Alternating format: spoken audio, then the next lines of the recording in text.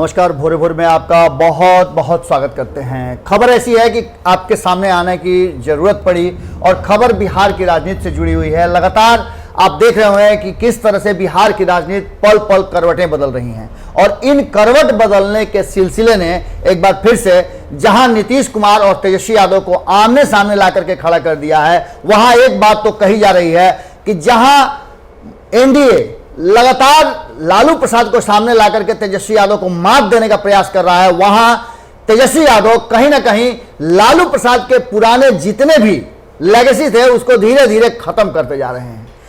तेजस्वी यादव पूरी तरह से डिटरमाइंड है कि वो नए और आधुनिक तरह से बिहार की राजनीति में अपने आप को ढालेंगे और उसी हिसाब से आगे बढ़ाएंगे।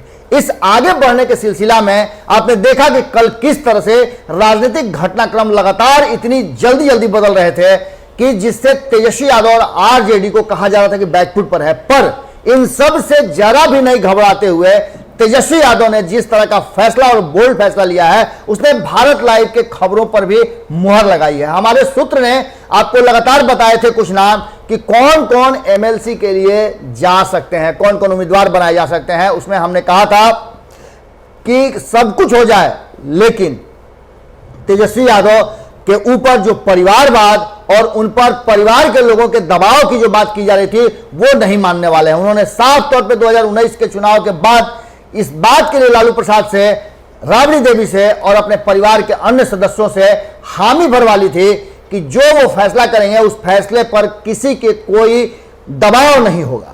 और ये बात अब सामने नजर आ रही है। जगदानंद सिंह के बारे में भी हमने आपको बताया था कि जगदानंद सिंह भी बड़ा ही अनुशासित और प्रशासनिक व्यक्ति हैं। लगातार हमने जगदानंद सिंह के बारे में भी आपको बताया कि शुरू से ही वो लालू प्रसाद के बहुत करीबी में से रहे हैं और वो फैसले जो लेते हैं वो पार्टी के लिए लेते हैं। इन सब की बातों को लेकर के बार बार प्रयास करने के बावजूद भी विपक्ष जितना ज्यादा परेशान करने का प्रयास कर रहा है, जितना ज्यादा बैकफुट पर लाने की प्रयास कर रहा है, उतना ही मजबूती के साथ तेजस्वी यादव एक्शन ले रहे हैं। ये हम नहीं कर रहे हैं, बल्कि अब राजनीति के जानकार भी इस बात को कहने लगे हैं, जो बेहतर ढंग से बिहार की राजनीति को जानते हैं वो भी ये बात कहने लगे हैं कि कहीं ना कहीं तेजस्वी यादव और जगदानंद सिंह के साथ साथ उनके जो पंचरत्न है उनका फैसला अब बिहार में दिखने लगा है। आपको बता दें कि पार्टी में लगातार टूट हुई, जिस तरह से 5 एमएलसी टूट करके जदयू में चले गए, उसके बाद जरा सा भी विचलित नजर नहीं आए और सबसे पहले जगदानंद सिंह ने बाहर आकर कहा कि आरजेडी से टूटे हुए लोगों से बहुत ज्यादा असर नहीं पड़ना है, क्योंकि उनका जनता के बीच में बहुत ज्यादा संपर्क नहीं था और जनता उनसे कनेक्ट भी नहीं होती है। आरजेडी जनता लोग की पार्टी है और जनता से ही कनेक्ट है। उन्होंने सीधे तौर पे कहा कि जदयू और नीतीश कुमार बटोरुआ दल है। यह भी आपने सुना होगा।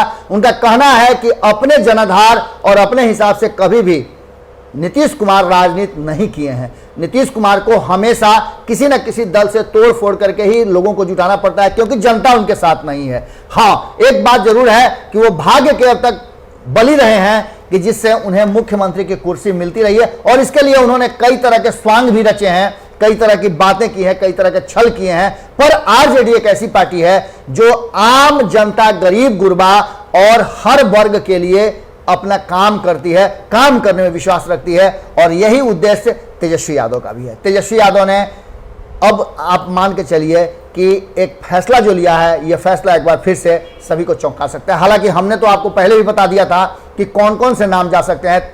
तेज प्रताप यादव के नाम पर हमने भी आपको कहा था कि नाम तो जरूर उछाला जा रहा है, पर तेज प्रताप यादव इतना जल्दी हार मानने वालों में से नहीं है और न ऐसा करेंगे तेजस्वी यादव, क्योंकि तेजस्वी यादव अब सीधी तौर पे एक बात कह चुके हैं कि वो सबकी पार्टी है और सबको समान और बराबर बराबर स्थान दिया जाएगा। इन नामों में 3 नाम जो एमएलसी के लिए आरजेडी की तरफ से जाने थे वो नाम अब बाहर आ गए हैं। पहला नाम तो जो हमने आपको बताया था कि बिस्कोमान के चेयरमैन हैं सुनील सिंह, जिनका बहुत ही गहरा संबंध रहा है लालू परिवार से।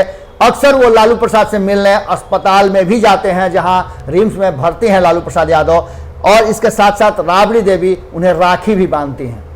एक पारिवारिक संबंध मान के चलिए, या फिर ये कह सकते हैं आप कि बहुत लंबे समय से दुनिया इधर की उधर हो गई, लेकिन सुनील सिंह ने जरा भी टस से मस नहीं किया अपने आप को, और वो लगातार लालू प्रसाद के समर्थकों में और उनके परिवार के करीबियों में रहे हैं। उन्हें इसका इनाम जरूर मिला है।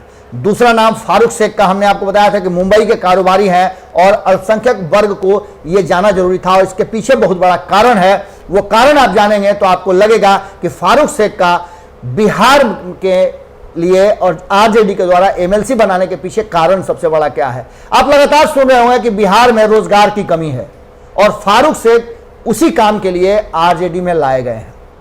फारूक शेख एक बड़े व्यवसायी हैं, मुंबई में उनका बहुत बड़ा व्यवसाय है, और उन्हें बिहार में इसलिए लाया गया है, इसलिए उन्हें एमएलसी बनाया जा रहा है कि वो बिहार में रोजगार सृजन करेंगे।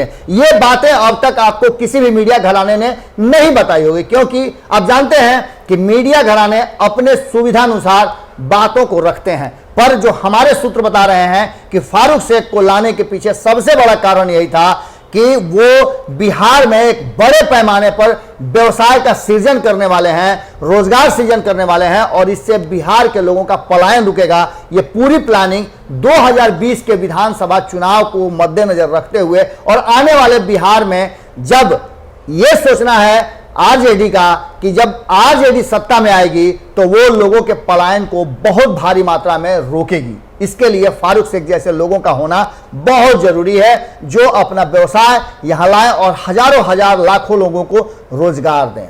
इसके साथ एक नाम और भी है, रामबली चंद्रवंशी। ये भी नाम हमने आपको सबसे पहले बताया था, और हमारे संपादक भारत लाइव के नमन मिश्रा जी ने आपको यह बात बताई थी, और बारीकी से उन्होंने बताया था कि रामबली चंद्रवंशी क्यों।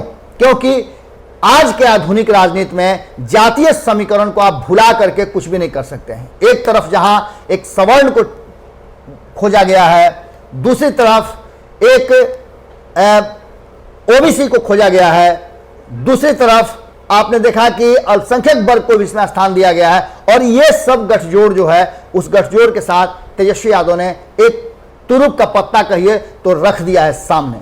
हालांकि नाम और भी तरफ से आ रहे हैं। अभी भारतीय जनता पार्टी ने नाम का ऐलान नहीं किया है, कांग्रेस ने भी नाम का ऐलान नहीं किया है, लेकिन कांग्रेस की तरफ से भी चौंकाने वाले नाम हो सकते हैं।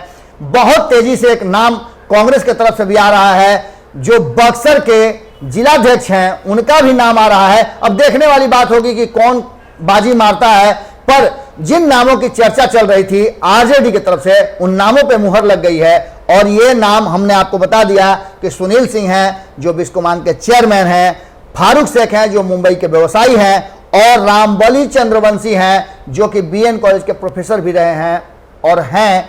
इन लोगों को स्थान दिया गया है, और आगे की लड़ाई में इनकी भूमिका क्या हो। 5 एमएलसी के पार्टी से बाहर होने के बाद 3 एमएलसी के आने से कितना वजन बराबर किया जाएगा, यह तो वक्त बताएगा। पर सुनील सिंह, जैसा कि पहले भी आपने देखा होगा कि कह रहे थे कि नहीं मुझे नहीं पता है, लेकिन अब यह पक्का हो गया है कि ये लोग आज हो सकता है तो नामांकन करें, और एक बड़ा गेम चेंजर के रूप में अपने निर्णय लालू प्रसाद से करवाने में सफल हो गए हैं तेजस्वी यादव। यानी कि लालू के साथ साथ अब तेजस्वी युग का शुरुआत हो गया है। ये बात अब पक्की तौर पे आप कह सकते हैं। जुड़े रहे भारत लाइव के साथ, खबरों का सिलसिला लगातार जारी है। यदि आपने हमारा चैनल सब्सक्राइब नहीं किया है तो जरूर कर लें, क्योंकि अच्छी और सच्ची खबरें, चूंकि आपको भी भरोसा हो गया होगा, हमने 5 दिन पहले आपको बताया था कि ये नाम इस बार एमएलसी के लिए आरजेडी की तरफ से जा रहे हैं। लगभग हमने आपको हर दलों की बात बताई थी।